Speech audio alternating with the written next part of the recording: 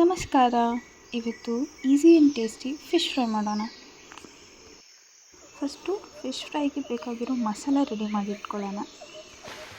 ಮಸಾಲೆಗೆ ಬೇಕಾಗಿರೋ ಇಂಗ್ರೀಡಿಯೆಂಟ್ಸ್ ಎಲ್ಲ ಸ್ಕ್ರೀನ್ ಮೇಲೆ ಲಿಸ್ಟ್ ಮಾಡಿದ್ದೀನಿ. ನಾನು ತೋರಿಸ್ತಿರೋ ಮಸಾಲ ಮೆಷರ್ಮೆಂಟ್ಸ್ ಬಂದು 1 kg ಫಿಶ್ಗೆ ಸರಿ ಹೋಗುತ್ತೆ.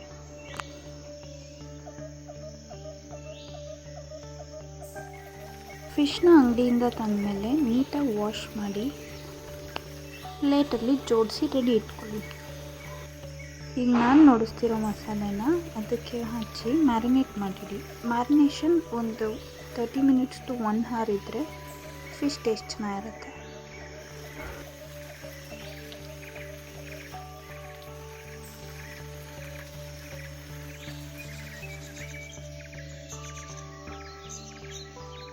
ಈಗ ಮ್ಯಾರಿನೇಟ್ ಆಗಿದೆ. ಪ್ಯಾನ್ ಮೇಲೆ ಒಂದು 2 to 3 ಟೇಬಲ್ ಸ್ಪೂನ್ ಎಣ್ಣೆ ಹಾಕ್ಕೊಂಡು ಅದರ ಮೇಲೆ ಫಿಶ್ನ ಹಾಕಿ ಲೋ ಫ್ಲೇಮಲ್ಲಿ ಬೇಯಿಸಿ.